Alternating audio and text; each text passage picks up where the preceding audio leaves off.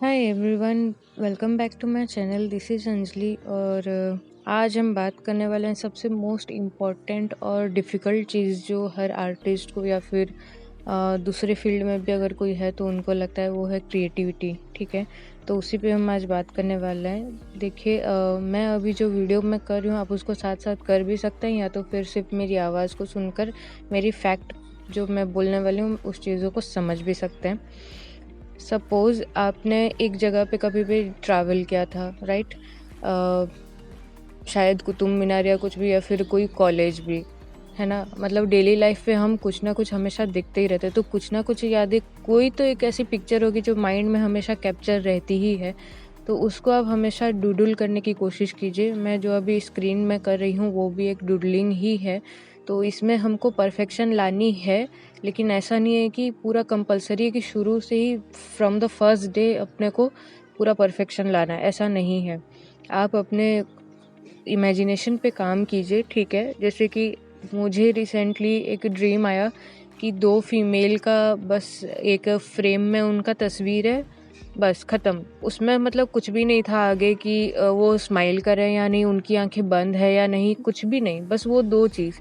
मैं दौड़ते हुए गई और मैंने उस दोनों को एक ड्राइंग पेपर पे मैंने उन दोनों को ड्रॉ किया और 1-2 दिन मैंने छोड़ दिया कि नहीं, एक ही दिन में इसको नहीं करना है, थोड़ा देखते हैं कुछ क्रिएटिव हो सकता है क्या।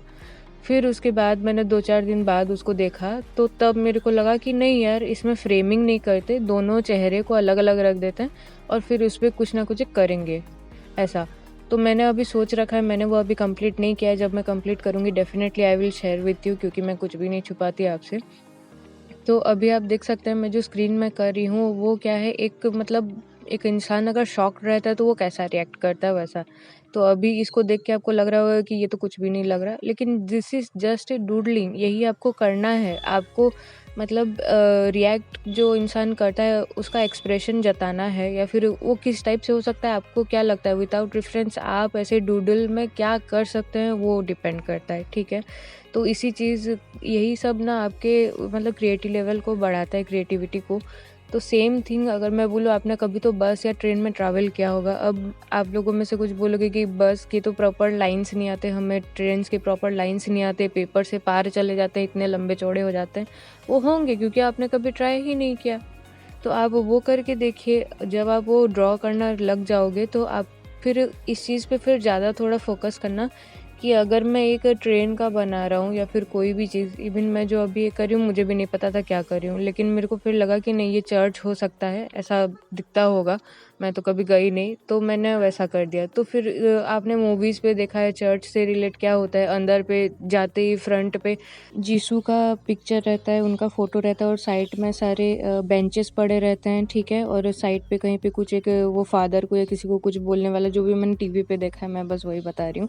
सो वो ही एक इमेजिनेशन है। आपने जो कभी एक मूवी में भी देखा था, कहीं किसी नाव में हीरो हीरोइन को बैठा हुआ, किसी विलन को गन चलाता हुआ, कुछ भी, एनीथिंग, उसको आप पेपर में उतारने की कोशिश कीजिए। और जब आप वो चीज़ आपका परफेक्ट होने लग जाएगा, इवन आपका वो उस चीज़ में अगर आपने स्ट्रॉन्ग कर लिया, अपना कमांड हासिल कर लिया, तो तब आप फिर उस चीज़ को क्रिएटिविटी में बदल सकते हो। कैसे? देखिए, मुझे भी कई बार रेफरेंस पिक्चर जो रहता है ना, मुझे पूरा अच्छा नहीं लगता इन द सेंस कि अगर मैं प्रॉपर अगर पेंटिंग की बात करूँ, एक्रेलिक पेंटिंग मैं काफ़ी करती हूँ। तो एक्रेलिक पेंटिंग में ऐसा होता है कि मुझे ज़्यादातर ना बैकग्राउंड कलर लोगों का, मतलब जो भी रेफरेंस पिक्चर्स में रहती है, मुझे कभी-कभी अच्छी नहीं लगती। मतलब पूरा अच्छा नहीं लगता ऐसा नहीं है, लेकिन मेरे को लगता है कि चलो यार, थोड़ा-सा कुछ मतलब एक्सपेरिमेंट किया जाए, या फिर थोड़ा कलर ही दूसरा दे देते हैं। और मैं करती भी हूँ, क्योंकि ऐसा कहीं बाउंड नहीं है कि किसी का रेफरेंस पिक आप जो ला रहे हो पूरा वैसा ही कॉपी करके आपको देना है, तभी लोग आपको एप्रिशिएट करेंगे। जब आप कुछ अलग अपना कुछ क्रिएटिविटी उसमें ऐड करोगे, या फिर आप कोई चीज़ का कलर बदल दो, या फिर कोई डिज़ाइन ही आप बदल दो, ठीक है? या फिर उसमें से आप कोई और दूसरा एक और कोई एक्स्ट्रा मैसेज ऐड कर देते हो जिसे लोग देख के ही समझ सके, तो वो कहलाता है क्रिएटिविटी। सेम मैं जो अभी ये बस ट्राई कर रही हूँ, मैंने बस सोचा था कि बस का सिर्फ बॉक्स बनाना है, सिर्फ स्क्वायर में बनाना है एक। फिर मेरे को धीरे-धीरे याद आने लगा, नहीं यार, बस में खिड़कियाँ होती है, फिर अंदर में वो मतलब दूर से रोड से भी आप देखते रहो तो थोड़ा-सा वो एक ड्राइवर दिखते रहता है, फिर लगा कि अरे हम जब बस में चढ़ते हैं सीढ़ियाँ भी रहती है, वो जो एक मतलब हैंडल टाइप का कुछ एक रहता है उसको हम पकड़ के ऊपर चढ़ते हैं, है ना? तो ये सब चीज़ें धीरे-धीरे जब दिमाग में आती है तो सेम चीज़ अगर आप लिफ्ट में हो तो आप इमेजिन कर सकते हो कि लिफ्ट में चढ़ते टाइम आप क्या-क्या चीज़ें देख-देख के आगे बढ़ते हो। हर टाइम तो ऐसा नहीं है ना कि मोबाइल में रहता होगा, राइट? तो सेम वही चीज़ों को आपको इम्प्रूव करना है। और अगर बस में हो तो डेफ़िनेटली मैंने जैसे कहा कि कोई सामान भी डेफ़िनेटली किसी ने रखा होगा। तब मुझे याद आया कि यार मतलब मैं जहाँ से बिलॉन्ग करती हूँ वहाँ पे तो लोग मतलब साइकिल को भी बस के ऊपर चढ़ा के लेके जाते हैं, क्योंकि ये रूरल एरिया है। सो डेफ़िनेटली वो भी होता होगा। तो सेम चीज़ें आप कुछ भी कर सकती हैं, ऐसा नहीं है कि मतलब सिर्फ गाड़ी को लेके करना है, चर्च को, घर को लेके करना है, इंसान की फेस को ही करना है। या फिर और एक चीज़, काफ़ी लोग हैं मैंने देखा भी है कि जिनका अगर फेस अच्छा नहीं होता वो ना बहुत जल्दी गिव अप कर देते हैं और लोग भी उन्हें बोलते रहते हैं तेरे से तो एक फेस नहीं बनता, तू क्या आर्टिस्ट बनेगी या जो भी। ऐसा नहीं है, सिर्फ बात इतनी सी है कि आपको जितनी प्रैक्टिस चाहिए आपकी वो प्रैक्टिस कंप्लीट नहीं हुई है। इसका मतलब ये नहीं है कि आप गिव अप कर लें, है ना? और अगर आप में से कोई भूल रहे हो तो मैं एक छोटी-सी स्टोरी बता दूँ कि पैब्लो पिकासो ने भी 20-30 साल की मेहनत की थी इस मुकाम तक पहुँचने के लिए कि उन्हें वो कैसे करके 30 सेकंड में एक अच्छा-सा कुछ भी एक बना सकते हैं, अगर वो स्टोरी आपने सुना हो। तो बस वही बात है, हमारी बस लैक ऑफ प्रैक्टिस के वजह से लोग हमें अंडर एस्टिमेट कर देते हैं और हम हो भी जाते हैं। तो वो नहीं होने देना है। सबसे पहली बात, अपने आप को मोटिवेट रखो, पॉजिटिव वे में सोचो हमेशा, ठीक है? और सेकंड थिंग, अगर आपके सराउंडिंग में कोई आर्टिस्ट है तो ऐसा मत सोचो कि उससे आप अगर बात करोगे या फिर अपनी थॉट्स एक्सचेंज करोगे तो वो सक्सेसफुल हो जाएगा और आप पीछे रह जाओगे। नहीं, it's all up to you. अगर आप हार्ड वर्क नहीं करो और अगर वो कर रहा है तो definitely he will win. Okay, आप पीछे रहोगे वो गारंटी है, लेकिन अगर आप दोनों साथ में मिलके काम करते हो और at the end of the day आपकी प्रैक्टिस और आपकी कंसिस्टेंसी सब कुछ, आपका हार्ड वर्क सब कुछ ही मैटर करता है, ठीक है?